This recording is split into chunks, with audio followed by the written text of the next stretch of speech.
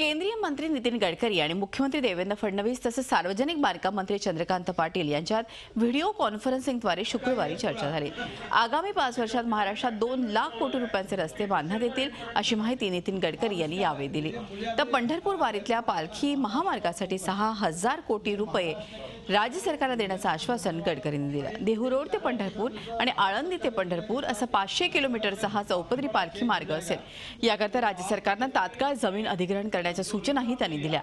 सोबतच नागपूर, सोलापूर, रत्नागिरी या 8,000 कोटी रुपयांच्या राष्ट्रीय महामार्गाच्या बांधकामाकरता राज्य सरकारनं जमीन अधिग्रहण प्रक्रिया युद्ध पातळीवर सुरू करण्याच्या सूचनाही त्यांनी दिल्या।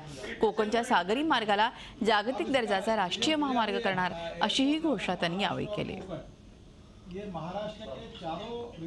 यावेळी 6,000 कोटी रुपयाचा त्यांना कामं मंजूर केली आणि दुसरी महत्त्वाची गोष्ट की जो 5,200 किलोमीटर राष्ट्रीय महामार्ग होता तो 22,000 किलोमीटर केला। तर हे रस्ते आता आम्ही पुढे बांधणार तर त्याच्यामुळे PWDचा त्याच्यावरचा खर्च कमी होणार। त्यामुळे चंद्रकांत दादा पाटलांना यानंतर महाराष्ट्राचा पैसा हा केवळ विलेज कनेक्टिव्हिटी करता प्रधानमंत्री ग्राम सडक योजना आणि ग्रामीण भागातल्या रस्त्याकरता त्यांना जास्त पैसा खर्च करता येईल।